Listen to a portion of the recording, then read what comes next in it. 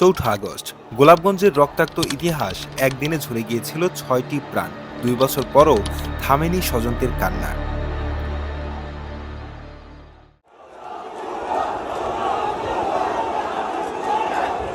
বৈষম্য বিরোধী ছাত্র জনতার আন্দোলনের ইতিহাসে ৪ আগস্ট সিলেটের গোলাপগঞ্জের জন্য এক বেদনাবিধুর দিন। ২০২৪ সালের এই দিনে আন্দোলন চলাকালে গোলাপগঞ্জের ঢাকা দক্ষিণ, বারকোট ও উপজেলা সদরে সংঘটিত গুলির ঘটনায় একই দিনে ৬ জন নিহত হয়। পরদিন ৫ আগস্ট সিলেট নগরীতে আরও একজন নিহত হলে আন্দোলনে গোলাপগঞ্জের মোট শহীদের সংখ্যা দাঁড়ায় ৭ জন।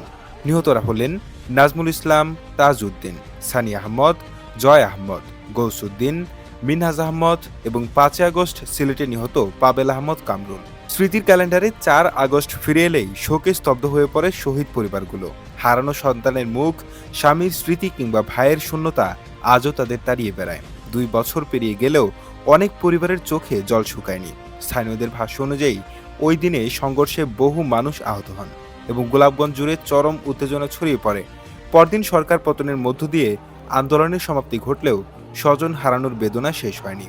নিহতদের পরিবার ও স্থানীয়দের অভিযোগ, ঘটনার দীর্ঘ সময় পেরিয়ে গেলেও বিচারিক প্রক্রিয়ার দৃশ্যমান অগ্রগতি হয়নি। তারা দ্রুত নিরপেক্ষ তদন্ত সম্পন্ন করে দায়ীদের বিচারের আওতায় এনে দৃষ্টান্তমূলক শাস্তির দাবি জানিয়েছেন।